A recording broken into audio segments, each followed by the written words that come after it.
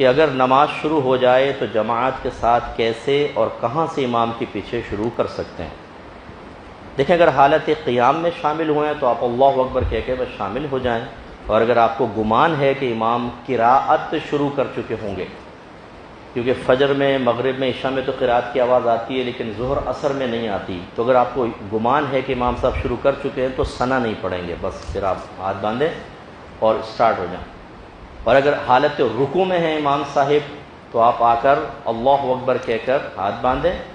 اور ایک بار سبحان اللہ کی مقدار بس کھڑے ہو جائیں اور پھر آپ چلے جائیں۔ ویسے تو ایک فرض یا ایک رکن بھی اس کو کہتے ہیں، اس کی مقدار ہوتی ہے 3 بار سبحان اللہ، ٹھیک ہے نا، کم از کم، پھر فرض پورا ہوتا ہے۔ جیسے آپ رکوع میں گئے تو سبحان اللہ سبحان اللہ سبحان اللہ، یعنی اتنی دیر ٹھہرنا ہے، کہنا نہیں ہے، وہ تو سبحان ربی العظیم آپ پڑھیں گے۔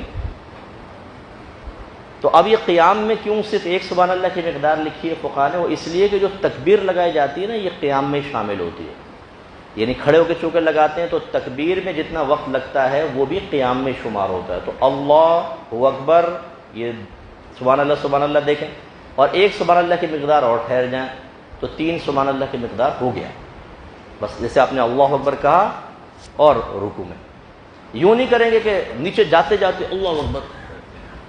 اگر اتنا جھک کر تکبیر لگائی کہ ہاتھ بڑھائیں تو اپنے گھٹنے تک پہنچ جائیں، اتنا جھک گئے آپ، تو یہ حد رکوع ہے۔ قیام میں تکبیر لگتی ہے، رکوع میں نہیں لگتی، یہ ملے گی نہیں رکعت آپ، بلکہ یہ نماز ہی نہیں ہو۔ تو اس لیے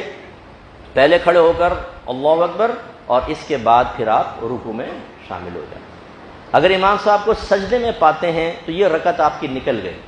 چاہیں تو آپ سجدے میں امام صاحب کے ساتھ شامل ہو جائیں، چاہے تو کھڑے رہیں، جب امام صاحب اگلی رکعت کے لیے کھڑے ہوں گے تب ان کے ساتھ آپ شامل ہو جائیے۔